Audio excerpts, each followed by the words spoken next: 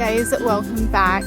As you can see, it's a beautiful sunny day. It's finally starting to feel a little bit like spring, although this is a little bit of a tease. I think here in Utah we'll definitely get some more rain and snow, and I think it's coming next week, at least for 4 days. So I'm trying to come out and enjoy this day and do a little bit of pruning, and today I'm going to show you what I do to cut back my Incrediball Hydrangeas from Proven Winners.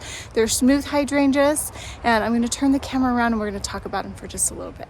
I like to leave them up in the winter for interest, but you can cut these back in the fall, I believe, when they're done blooming and it's gotten a little chilly. Like I said, like the winter interest, and it's so fun to look back here and just see some of this. Otherwise it'd just be like sticks. But anyway, they're so beautiful with the snow on them. So smooth hydrangeas bloom on new wood, so you really could come through and cut them all the way down to the base, although I don't like to do that. Even though these Incrediball hydrangeas are bred to be a little stronger than the regular Annabelle hydrangeas, I like to keep a strong base to hold up these big blooms, and they hold them up all summer long. They're just beautiful, and so I only cut back about a third. So I'm going to get in close and show you guys what I do. And like I said, I think the panicle and these you can cut back as far as you want. You don't have to be too careful. But with other hydrangeas like macrophylla and hydrangeas like those that bloom on old wood, you definitely don't want to be cutting these all the way back. You'll cut off all your blooms. So know exactly what hydrangea you have before you go and prune them. And if you don't know what hydrangea you have, then let it bloom and take the bloom to a garden center or something and have them help you identify it so you know exactly which kind you have. I'm also going to come through when I'm done pruning them and add some fertilizer. I like to use holly tone or rose tone. This is a little acidic, which is nice, especially if you're trying to keep those purple blooms. Our soil here in Utah is pretty alkaline, so we can't have those hydrangeas with those blue blooms just because our soil's not acidic enough. But this is good for any woody plants, as well as rose tone, which is good for woody plants. So you can use any of these. You can also use plant tone or any kind of organic fertilizer. I just really like this Espoma brand. So I'll come and sprinkle that on when I'm done pruning them all. So this is early March. It's like the first day of March. And I can come in here and cut these back. You can see the buds. Hopefully you can see them here on the camera, but they have these nice swollen buds. They're still a little bit dormant. You can come in about a month when they've greened out a little bit to see exactly which ones are viable, but I think it's fine to come back. These look pretty good. So I'm going to cut back about a third. I'll probably actually go down to about here, which is maybe half, just because I want to put all the energy into that base, making it really strong. When you first come in to your hydrangea, you want to make sure you get any branches. You want to cut out any spindly branches or any that you can see are diseased or dead very first, and then I'll come in and cut it back about a third. You can see in areas where I cut back last year, and then I have two growing out. So what I'm going to do is I'm going to come up to a bud on the top of this V and cut, like here's a bud right here. I'll cut right here, and you want to cut just like right above it, about here, and then that will give me more branches and it will put energy back into this stalk and make it even stronger. Any branches that are skinnier than like pencil width you want to cut off. Since this comes off this branch here, I will probably come in and cut this right here just at the side of this main stem. But you can see where I have these new ones that shot up this last year, which was really great. They're really big and strong, that came from the center of the plant because they don't have any cuts from last year on them. So they'll have a cut this year here, and then at the end of this season I'll see like two grows coming out the side, and same thing, I'll cut those and just keep them a really nice V. I like to keep my hydrangeas really tidy that way. So as I'm looking into the base of this one really has a lot of these skinny spindly pieces. In fact, that one just kind of came off, so I'm going to cut all of these. I'll probably cut this one here back to the base because it's really just all these skinny little branches here that I don't want to keep, so I will cut all those out.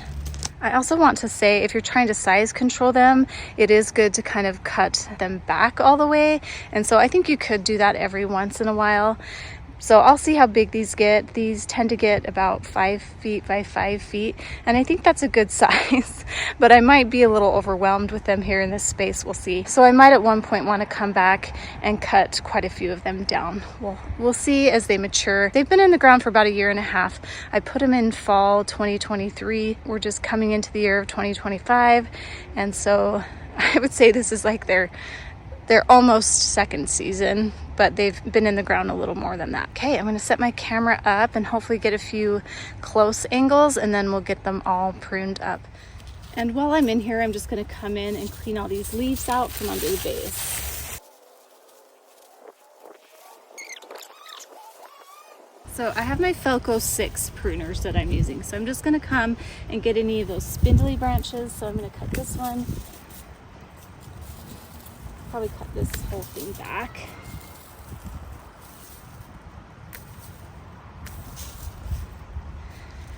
And then this is a spindly one that I had talked about earlier that I'm gonna cut.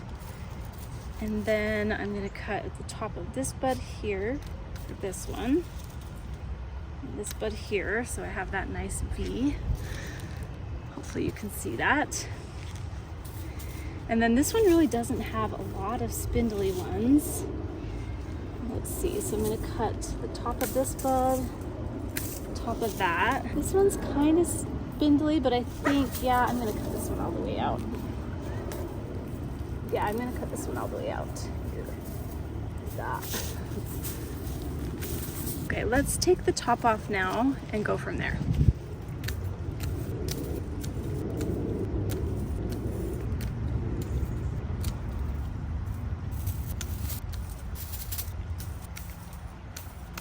So hopefully you can see that this one here is crossing. So I'm going to cut this one down at the base.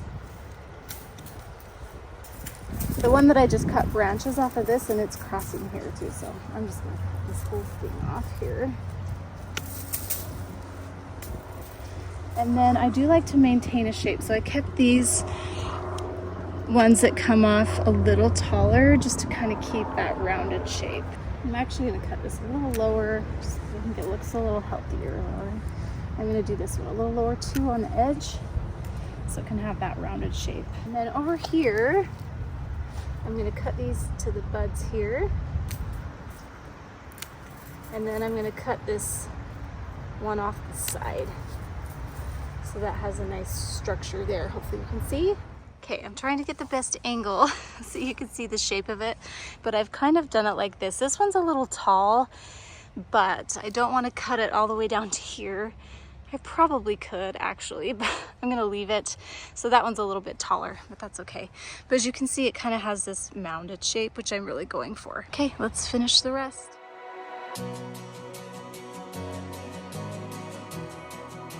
Okay, this might be a little better to show. So I have a lot of these smaller branches, and I do want to keep a few just because I want to get some side growth out here. So I am going to leave this one because I want this side one, but there's kind of a lot going on in the stem here. So I'll probably cut this side shoot off here and this middle one. And honestly, you really can't mess this up. And then I'm gonna cut these here at these buds, and then I'll have a little stronger stem there. And then I'm gonna cut these smaller ones off. And this one that's laying on the ground, I'll cut off. So that opens that up right there. And then it's kind of a mess in here. There's a lot happening. So these are all crossing. So I am gonna come and just cut this side one off. Open that up, and I'm going to cut this middle one out and open that up, and these will just be nice and strong. And then I've got some spindly ones here. In fact, I'm going to cut this whole branch off and open that up. I'm going to cut this back and these back, maintaining that shape here like this that you can see. And then I'll cut this one here, and that will give this one a chance to grow out, but I am going to cut this one off.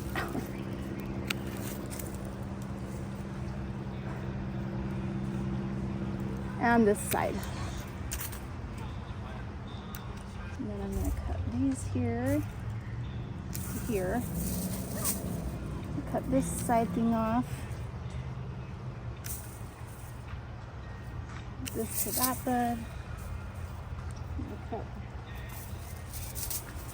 think I will leave this one. No, I'm not. I'm gonna cut this into here.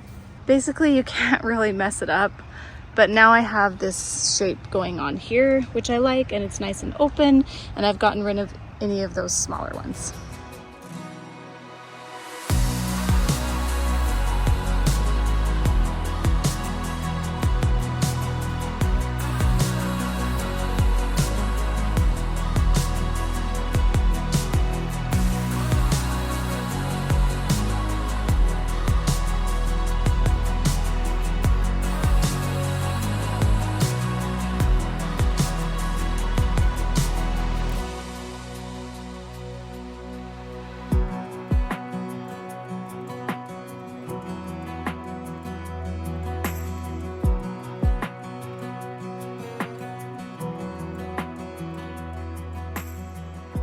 It is a little bit sad to see all those little blooms gone, but oh, bless you, Piper. But everything looks nice and tidy, all cut up with their little branches. Everything's even, it's a little rounded. And since I can just see like the dormant beds just poking out and I don't see any green growth, I can come back here when it starts to grow and cut back any dead branches that aren't growing anything. Sometimes this early it can be hard to tell what branches are just completely dead. So I'll come back and do that as it starts to grow out a little bit and just cut those dead branches out. But I'm gonna go ahead and fertilize now. So I think I'm just gonna use up the rest of my holly tone on all my hydrangeas. So I'm gonna go ahead and just put it around the drip line. So that's kind of on the outer edge of the plant, and you'll see when I do it here. That way it gets in all the roots. And I'm just gonna do a large handful. I'm not gonna measure it. There are measurements on the back, I think, for a rose. Let's see what it says. Piper. 1 cup per foot of drip line diameter for shrubs. So I'm just gonna do probably like half a cup to a cup around one plant.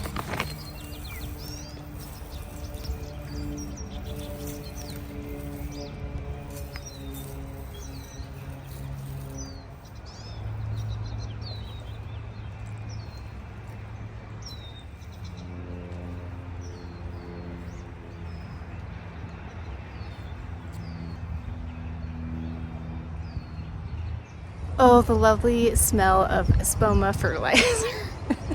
I kind of get used to it by the end of summer, and every spring I'm like, oh, it is so potent, but it makes me happy because it makes me know that planting time is near. And so they look really good and tidy. I cleaned up around the base. I'll probably come in a couple of weeks and blow some more of those leaves out, but I don't mind leaving a little bit for that organic soil. And yeah, that's how I prune my Incrediball hydrangeas. I'll try to put a picture or video of mine this last year. They just got so big, and I cannot wait to see what they do in this next year as they're almost 2 years old. So thanks so much for watching. Hopefully this was helpful, and we'll see you guys in my next video. So glad to be outside. We'll see you guys. Bye.